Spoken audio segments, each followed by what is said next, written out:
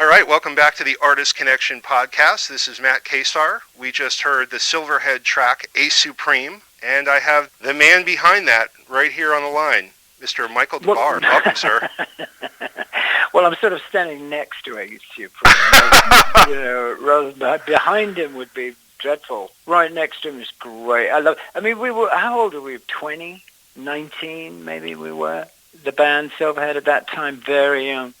But they've all come out again, as I'm sure you're aware, Matt. All of these Silverhead records have been re-released by Cherry Red Crew. So thrilling, because it's got to be, 200-300 years? Something like that, but we were all vampires. Well, two of us were vampires. The others were not. But A Supreme, I'm glad you played it. It's so great to hear it. It's absolutely one of my favorites, and I'm always looking for a I've been a fan of yours absolutely forever, and there's another connection that you and I have through my mother. Don't get scared. It's just the birthday. Oh, you're my child? No, I'm not going to hit you up for money. Oh, you and my mother were born on the same day. You'd have to. Oh, really? How lovely. Well, that's so sweet. Exact same day and same year, 1948. So wow. We have that connection. No, man. I was born in 82. Just before I joined Duran Duran. I'm not great at math, but let me just get out the abacus a second and see if that works out. What is abacus? Is that a progressive rock band? I'm not sure. Could be, yeah. Hang on, wait a minute. Yeah, Rick Wakeman was in That's right. That's right. Yeah, fantastic. I know it feels like 1948. It feels so long ago, but boy, for a time to be born, if you're a rocker or a rock fan or a music fan, my God, you're coming up as a young boy right when rock and roll is taking hold. Yes, it was an extraordinary time to be alive, and still is, let me say. But in those days, because it was everything was new. Every day was a new day. I'm fond of saying I grew up in London. Well, I never really grew up, but I started this mad journey on the streets of London, which were, paved in velvet. I mean, it was an amazing place, which there was no precedent for. It just existed in and of itself, and it was new, and it was experimental, and it was iconic. We didn't know it was iconic. That was what I was going to ask you. Did you feel it at the time? Did it feel like, holy crap, we are doing something magical here? Well, I did whenever I smoked hashish, but I knew it was magical. I mean, my life has been magical from the day I was born, but when I hit the streets of London, and when I say hit the streets, I hit it in a limousine. It wasn't. Yeah, you weren't slumming. You were. No, well, I pretended to slum. That's the thing about rock and roll. All right, everybody's doing all right out there, and they go back to their mansions. But it was so fun, and I was in love, and I was at drama school. I was in love with everybody, and it was an amazing time to be alive. On a musical tip, it was, every night you go and see somebody, you'd see the Yardbirds, you'd see the Animals, you'd see, some incarnation of Jimmy Page's work, of Jeff Beck, but there was none of that.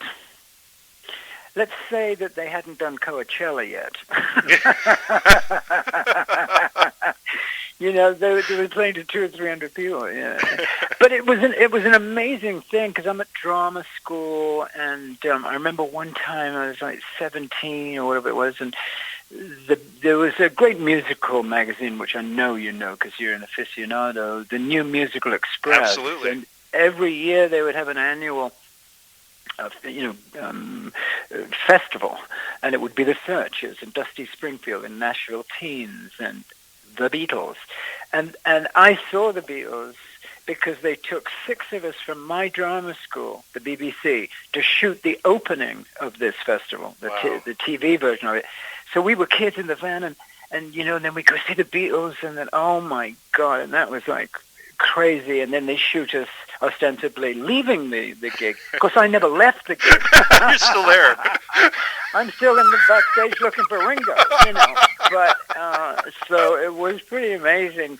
So that's just one instance of and then the other instance was my dear friend Mitch Mitchell at drama school said to me one day when we were, rehearsing Hamlet or something, and he says, I've got this friend of mine. He's African American guy, and he plays left-handed, and he's really good, and you should come down and see him. And of course, that was Jimi Hendrix. Right. So that gig that I saw really, I think, was the sacred ritual that just made me go, oh my goodness, this is a way of life that has no color, no creed, no prejudice, no division, no judgment. It's just rock and roll, And here's this guy in, orange silk with 200 white girls masturbating.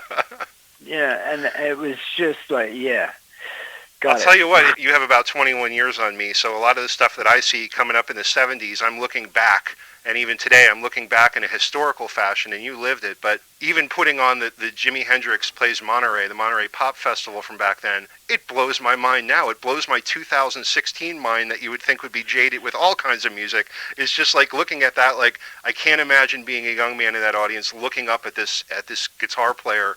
I don't know what that would have felt like. My mind would have been blown. Well, when Brian Jones walked the earth, it was a different world. Because nobody had ever seen anybody like Jimi Hendrix. Yeah. Never mind listened or heard. The charisma wasn't iconic. It was happening right in front of you. It was a very existential experience because what later became the gods of rock and roll, in a sense, because it's been through so many incarnations.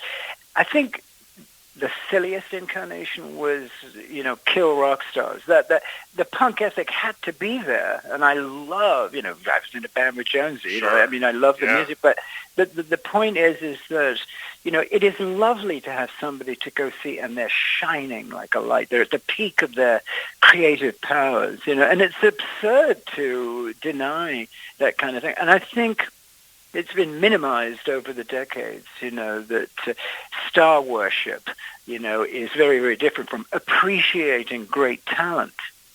Yeah, which is what, we felt we were so lucky to be in this club, this room, I've had some amazing experiences in my life. I mean, when Silverhead played in Birmingham, there were 11 people in the audience, and 4 of them were Led Zeppelin. So, and I knew Jimmy, we had various mutual interests, but we all went back to Bonzo's house and stayed there for a few days, and I saw these 4 of them in a room playing music. And I'm 20, whatever it was, very young, and I'm going, Jesus, is this how good it can be? Is this how magical it can be? And let me just say that I have also been in rooms, in the last few days and felt that. With my guys, with Clem Burke. Right. I thought, well, wait a minute. You never lose that.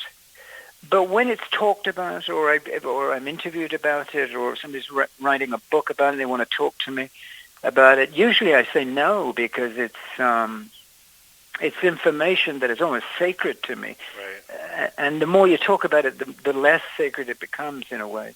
But I had a feeling you would appreciate hearing what it was really like, and what it is today. I'm not negating the present. I think there's so many talented people. I play them on my show, I get so much music, from wonderful artists, young girls and young guys and old girls. I do the same thing, Michael. Here, I love talking to legendary performers like you, who have been part of my musical DNA since I'm a kid. But when I talk to indie artists or people you maybe never heard of ever, and I find out they have 4 or 5 records out, and you're listening to them, and you're just blown away, like, why don't I know you? Or why doesn't the rest of the world know you?